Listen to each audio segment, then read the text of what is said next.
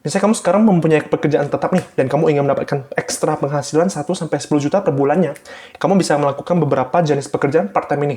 Pertama itu adalah menjadi dropshipper ataupun reseller bisnis online. Jadi perbedaan dropshipper ataupun reseller itu ada apa? Kalau dropshipper, ini tidak perlu menyetok barang di gudang.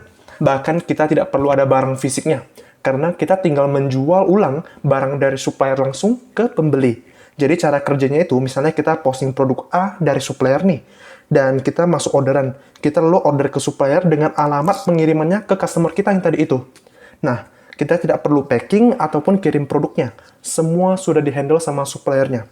Kalau reseller, bedanya biasanya modal lebih besar, karena kita perlu ambil produk lebih banyak dalam kuantiti grosiran, jadi kita menyentuh produknya sendiri. Dan kita sendiri yang mengurus operasionalnya, dari pemasukan barang inbound sampai ke pengiriman keluar. Itulah perbedaannya. Jadi saya mau bilang juga, untuk bisnis online tipe ini, saya sangat rekomendasi.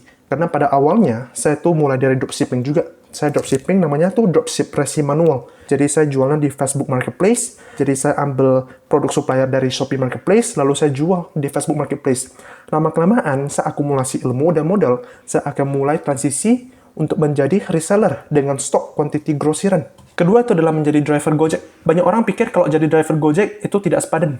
Atau ada juga yang pikir harus menjadi full-time driver. Tapi aslinya, jadi driver Gojek sebenarnya kita bisa lakukan part-time. Nyatanya kita bisa coba lihat sendiri aja. Ada beberapa mahasiswa ataupun karyawan tetap yang bekerja full-time ataupun part-time. Mereka tuh kerja sebagai Gojek driver ini dijadikan part-time. Dan untungnya pun lumayan juga. Ketiga itu adalah menjadi YouTuber. Menjadi YouTuber saat ini memang dapat dikatakan cukup sulit karena persaingan sudah sangat ketat. Kalau tidak ada konten yang menarik ataupun unik, bisa dikatakan channel kamu tidak akan berkembang. Selain itu, kamu juga perlu konsisten dalam membuat video. Jangan suatu saat kamu tiap hari posting, tetapi tiba-tiba malah hilang selama 6 bulan ataupun setahun. Jadi momentum itu sudah tidak ada dan bisa saja kehilangan viewers. Dan perlu diingat untuk buat konten, jangan sembarangan. Buatlah yang baik, edukatif, positif, ataupun menghibur. Sebelum lanjut, teman-teman bisa menjadi kaya juga loh dengan cara investasi di platform yang udah diawasi oleh OJK. Dan jangan lupa untuk gunakan kode referral saya di bawah ini dan harus diinvestasikan ya untuk dapat uangnya. Dan juga klik link Shopee agar kalian bisa belajar untuk menjadi kaya dari bisnis dan investasi keuangan bukunya. Keempat itu adalah jualan barang bekas. Jualan barang bekas ini bisa dimulai dari kecil-kecilan dulu. Mungkin posting di Facebook Marketplace ataupun social media biasanya. Atau promosikan dulu di sekitar komplek, tidak usah jauh-jauh dulu satu Indonesia.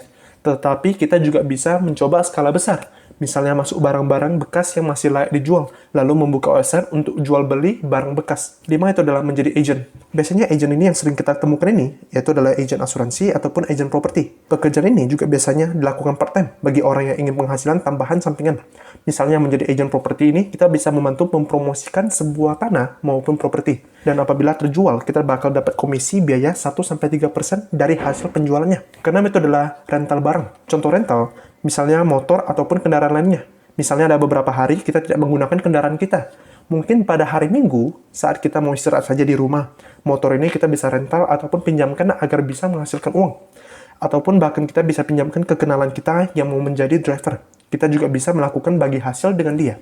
Jadi ini lebih ke rental income ya. Dan perlu diingat, untuk semua pekerjaan sampingan ini bisa menghasilkan income kalau kita memang serius bekerja. Dan jangan lupa untuk like video ini dan juga subscribe ya. Terima kasih.